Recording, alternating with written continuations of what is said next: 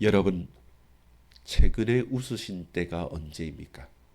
우리가 미소 짓고 아니면 큰 소리 내어서 웃어본 적이 언제입니까? 너무 멀리 있습니까?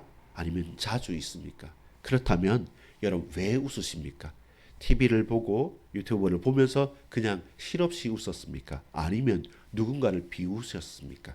여러분, 어떤 웃음이며 언제 어디서 누구와 함께 웃느냐는 것은 중요합니다. 오늘 본문에 이삭은 그야말로 웃음입니다. 하나님께서 우리에게 은혜를 주시고 우리에게 소망을 주시면 우리는 그 소망과 힘으로 살아갈 수 있습니다. 억지로 짜내서 살아가는 것이 아니라 하나님의 은혜 속에서 웃을 수 있는 저와 여러분이기를 소망합니다. 아버지 하나님, 감사합니다. 우리에게 웃음을 허락해 주옵소서. 기쁨과 감사를 허락해 주옵소서. 환난과 문제와 고통 속에서도 하나님의 은혜를 하나님 앞에 감사함으로 하나님께 최고로 영광 돌리는 예배자로 오늘 우리의 삶이 살아갈 수 있도록 주여 역사해 주옵소서. 예수 그리스도의 이름으로 간절히 기도합니다. 아멘. 여러분 반갑습니다. 오늘 우리가 함께 나눌 말씀은 창세기 21장 1절에서 21절까지의 말씀입니다. 좀 내용은 길었습니다. 그 내용 가운데 크게 우리가 볼 수 있는 것은 무엇입니까? 사라가 체험한 것입니다.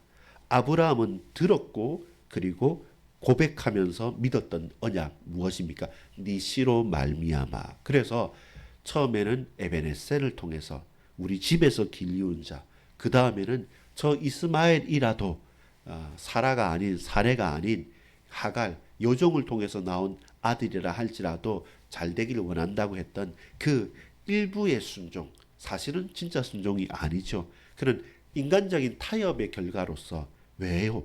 나이가 90이지 않습니까? 이제 나이가 100세입니다. 내 아내도 할머니입니다. 불가능하기 때문에 불가능한 것보다 조금은 가능한 것, 합리적인 것을 찾기를 원했지 않습니까? 근데 하나님은 하나님의 뜻이 있는 겁니다. 여러분, 이 하루를 살아가는 가운데 내가 생각해서 이거 기쁘네라고 해서 기뻐하거나 내가 생각해서 이거 재밌네라고 해서 웃지 마시고 하나님께서 우리를 웃게 하시는 때가 있습니다. 하나님을 우리를 찬양하고 높이지만 하나님께서 저와 여러분에게 감동을 주시고 은혜를 주셔서 저와 여러분이 힘을 얻을 때가 있습니다. 그때가 어느 때냐 말씀입니까? 바로 그때 그 이유를 발견하는 날 되기를 원합니다. 하나님, 내게 감사할 수 있는 은혜를 허락해 주옵소서. 우리에게 웃을 수 있는 영적인 여유와 그리고 기쁨을 허락해 주옵소서. 삶이 고단합니다. 내 몸이 아픕니다. 누가 객관적으로 생각해 볼 때 나는 웃을 수도 없고 나는 즐거워할 수도 없고 나는 기뻐할 수도 없습니다. 직장도 내 삶도 내 건강도 어렵습니다. 그래서 나는 울 수밖에 없습니다. 라고 저와 여러분은 합리적으로 그리고 자연스럽게 판단할 수 있을지 모르겠습니다. 근데 바로 그때 찾아야 됩니다. 주께서 나를 웃게 하심으로. 오늘 본문 6절입니다. 사라가 고백합니다. 사라가 이르되 하나님이 나를 웃게 하시니 듣는 자가 다 나와 함께 웃으리로다. 언제 가능했습니까? 불가능할 때. 바로 이 은혜의 포인트, 이 웃음의 현장에 저와 여러분이 들어갈 수 있어야 됩니다. 여러분, 사람이 나를 웃게 하는 것, 그 잠시입니다. 혹은 나중에 같이 말씀을 보겠지만 내가 웃음으로 착각했지만 그건 비웃음일 수 있고 놀림일 수 있습니다. 여러분, 하나님께서 나로 웃게 하옵소서. 주께서 나로 고백하게 하옵소서. 주님, 불가능합니다. 주님, 할 수 없습니다. 근데 하나님께서 나를 웃게 하시면 저 여러 모든 사람과 함께 나는 웃을 수 있습니다. 주여, 나로 당신의 장중에 붙들어 주시옵소서. 하나님 말씀에 내가 붙들리며 살기를 원합니다. 이 하루 중에 이 믿음의 고백과 하나님이 우리에게 허락하시는 은혜의 시간이 있습니까? 그럼 이 하루가 성공한 것입니다. 근데 아무리 충만하고 우리가 사람도 기쁨, 로또가 될 수도 있고요. 또 자녀가 잘 될 수도 있고요. 내가 뭔가 큰 응답도 받을 수 있습니다. 근데 그러해서 기쁘고 웃었다 합시다. 근데 하나님과는 상관이 없다. 위험한 거예요. 언제 어떻게 될 수 있는지 몰라요. 왜냐하면 나도 모르게 사람을 통해서 왔습니다. 반대로 사람을 통해서 더 큰 것이 빼앗기기도 하고 무너지기도 하고 배신당하기도 한단 말입니다. 그래서 근원이 어디에 있느냐?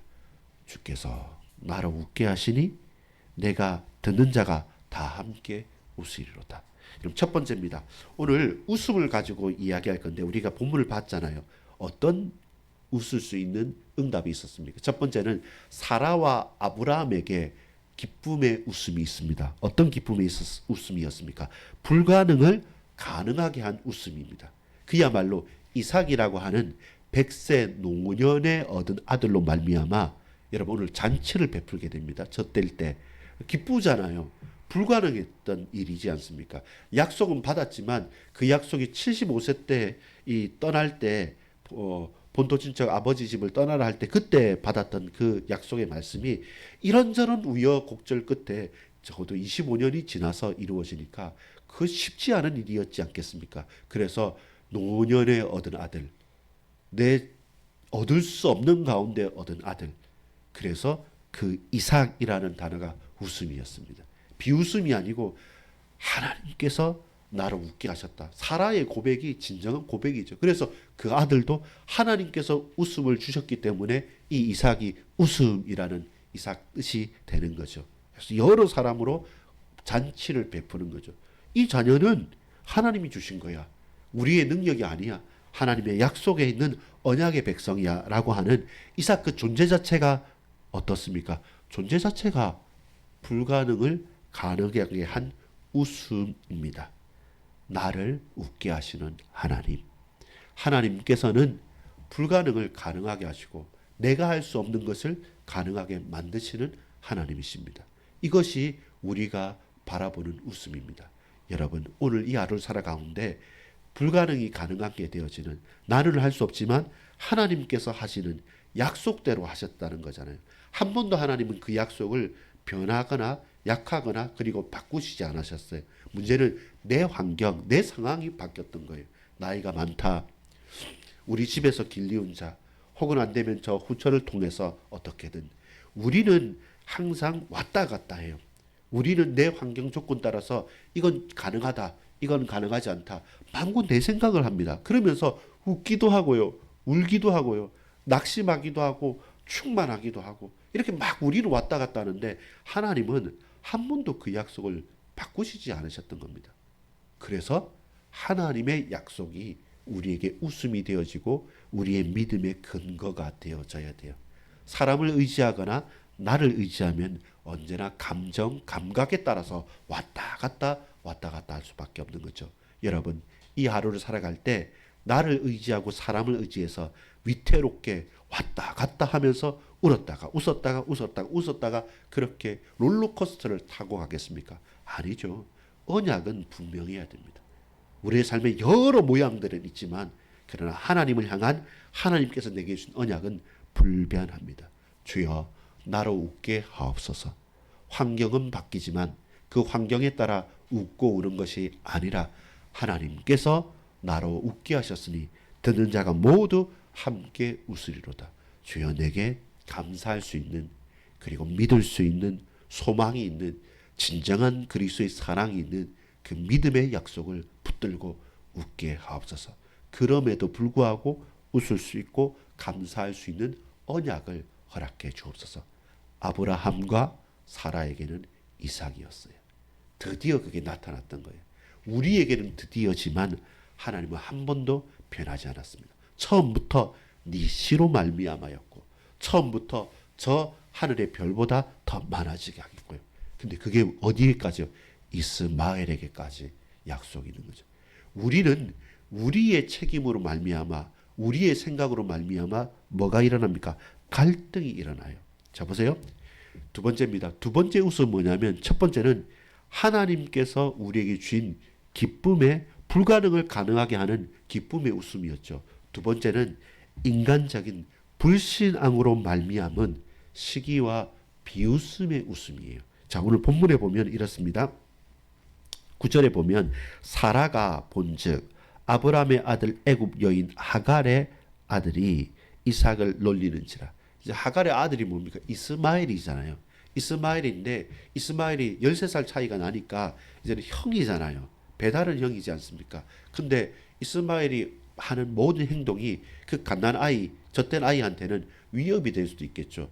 사실은 이것은 실제로 웃었는데 엄마인 사라가 볼 때는 비웃음 놀리는 걸로 보여질 수도 있어요. 이 객관적이기보다는 이것은 주관적입니다. 나는 웃었지만 다른 사람들이 너 왜 비웃어라고 하고 시비를 걸 수 있는 것처럼 보세요. 성취의 기쁨으로서 웃은 것은 하나님께서 웃게 하신 겁니다. 근데 여러분 불신앙의 응답으로 말미암아 불신앙의 결과로 말미암아 시기의 비웃음이 나타났다는 겁니다. 이건 뭡니까? 하나님이 웃으신 게 아니라 사람의 놀림이 되는 거죠. 여러분 본문을 볼 때도 같이 했지만 이 놀림이라는 단어와 웃음이라는 단어가 같은 어근의 단어입니다. 이 일부러 그렇게 말한 것처럼 하나님은 웃게 하셨지만 사람은 비웃고 놀리는 거예요. 내가 그렇게 오해를 했든 착각을 했든 사람은 비웃을 수 있고 사람은 놀릴 수 있는 겁니다. 하나님의 응답과 인간의 결과가 인간의 노력의 결과가 무엇이 됩니까? 갈등이 되죠. 사실은 따지고 보면 사레가 자기의 여종 하갈을 통해서 일부러 아브라함을 통해서 취한 아들이 이스마엘이기 때문에 그런 원인을 따지고 보면 누구의 책임이냐 하면 아브라함의 책임보다는 사실 사레 본인의 책임일 수도 있단 말입니다. 근데 그 전부터 하갈과 갈등을 하고 하갈이 막 이렇게 무시를 하고 막 했던 자식이 없다고 했던 여러 가지 쌓였던 것이 있기 때문에 이제 아브라함에게는 곤혹스럽죠. 이스마엘도 아들이고 그라도 잘 됐으면 좋겠다고 한 것이 아브라함의 솔직한 마음이었는데 이제는 정말로 난처한 것 가운데 취하게 되는 것이죠. 여러분 불가능이 가능하게 되어진 것은 하나님의 역사입니다. 근데 우리의 최선이 결국 결과적으로 보니까 갈등이 되는 거예요. 사레 딴에는 아브라함 딴에는 하갈 딴에는 잘하려고 했는데 이제는 이 한 가정에서 더 큰 갈등의 뿌리가 씨앗이 됐던 겁니다. 이 가운데 저와 여러분 어떻게 하시겠습니까? 여러분 우리의 최선이 하나님의 언약과 비뚤어지고 만나지 않으면 결국 그것은 감당하기 힘든 갈등으로 다가오게 됩니다. 사람이 최고로 좋게 웃어도 다른 사람이 볼 때는 그것이 웃음이 아니라 비웃음과 놀림이 되기도 합니다. 그래서 그것은 갈등의 씨앗이 되는 거죠. 여러분 기억하셔야 됩니다. 오늘 저와 여러분이 하나님의 언약에서 어긋나서 한 모든 행동이 언젠가는 부메랑처럼 돌아와서 저와 여러분에게 비웃음이 되고 놀림이 되기도 합니다. 그것을 저와 여러분이 주의해야 됩니다. 이것을 만약에 인간적인 관점에서 풀려면 어떻게 하겠습니까? 아브라함이 그랬어요. 11절에 보면 아브라함이 그의 아들로 말미암아 그 일에 매우 근심이 되었더니 엄청나게 근심되는 겁니다. 그러면 누구 편을 들어야 됩니까? 고민되죠. 그러면 이 아들만 아들이고 저 아들은 이제부터 아들 아니다 해야 됩니까? 엄청 어렵죠. 그래서 하나님께서 아브라함에게 말씀하십니다. 그리고 그 아브라함은 그 말씀을 듣죠. 사라의 말대로 하라. 그리고 그 하갈과 이스마엘을 내보내는 겁니다. 누가 책임지십니까? 하나님이 책임지시는 거죠. 다 죽었다 할 수 없다 하고 하갈이 넋을 놓고 죽겠다고 울부짖었을 때 하나님께서 무슨 소리를 들으셨다 했습니까? 아이의 우는 소리를 들으셨다고 말합니다. 여러분 볼까요? 17절 하반절에 보면 하늘에서 하갈을 불러 이르시되 하갈아 무슨 일이냐 두려워하지 말라 하나님이 저기 있는 아이의 소리를 들으셨나니. 저기 있는 아이가 누굽니까? 이스마엘의 울음소리를 들으신 겁니다. 우리는 하나님이 웃게 하실 때 웃어야 됩니다. 그리고 하나님은 우리의 신음소리, 우리의 울음소리까지 들으시는 분입니다. 저 아이의 울부짖음을 울음소리를 내가 들었다. 그리하여 그로 말미암아 또 큰 한민족을 만들겠다. 아니 지금 마실 물도 없고 이 광야에서 죽게 생겼습니다. 라고 할 때 무엇입니까? 하나님께서 그 눈을 열어주십니다. 19절에 볼까요? 하나님이 하갈의 눈을 밝히셨으므로 샘물을 보고 가서 가족 부대에 물을 채워다가 그 아이에게 마시게 하였더라. 눈을 열어주신 겁니다. 없던 우물을 판 게 아니라 옆에 우물이 있었어요. 근데 나는 내 신세 한탄 때문에, 내 고민 때문에, 갈등 때문에 발견하지 못하고 있는데 하나님께서 눈을 밝게 하시니까 그 옆에 있던 우물을 보게 되는 겁니다. 여러분, 우리가 사라와 같을 때가 있죠. 고민하다가 하나님 웃게 하셨을 때 기쁘게 하고, 근데 또 한편에서는 하갈과 같을 때도 있어요. 다 죽었다고 안 된다고. 근데 언제나 하갈에게도 불가능을 가능하게 하셨던 하나님이 하나님이신 거죠. 어떨 때는 아브라함 같기도 합니다. 도저히 내가 선택을 못하게 될 때도 있습니다. 여러분, 어떤 모습이 있습니까? 하나님의 역사로, 언약으로 말미암아 웃게 하실 때 여러분 참지 말고 웃으십시오. 반대로 여러분, 우리가 고난과 환난 속에서 처해 있을 때 그 아이의 울음을 들으시는 분 누구십니까? 하나님이십니다. 어떤 선택도 할 수 없을 때 이것저것 가운데 우물쭈물하고 있는 게 아니라 그때 엎드려서 그 고민과 큰 근심 가운데 하나님의 음성을 들었던 아브라함은 하나님의 음성 들은 대로 순종을 하는 겁니다. 여러분, 우물쭈물하거나 위로되거나 내 욕망대로 선택을 해서 더 큰 갈등을 이루지는 마십시오. 여러분, 주께서 웃게 하실 때 웃으십시오. 하나님이 아닌 사람이 웃게 하면 그건 비웃음과 놀림으로 결과가 드러납니다. 여러분, 울 수도 있습니다. 그 울 때 하나님께서 내 울부짖음을 들으실 수 있도록 그게 단순한 신체 한탄이 아니라 기도로서 눈물을 뿌리십시오. 결국은 하나님께서 우리를 붙들어 주십니다. 여러분, 나는 누구입니까? 여러분, 왜 웃으십니까? 누가 우리를 웃게 하셨습니까? 여러분, 왜 우십니까? 무엇 때문에 울고 있습니까? 저 아이 이스마엘의 울음을 들으시는 분도 하나님이시고 사라를 웃게 하시는 분도 하나님이십니다. 하나님, 저와 여러분을 웃게 하시고 우리의 울음소리까지 들으시면서 우리 인생을 지켜 주옵소서. 기도하겠습니다. 아버지 하나님, 나로 웃게 하시는 하나님을 찬양합니다. 주여, 나의 신음소리, 울음소리까지 들으시며 지키시는 하나님을 찬양합니다.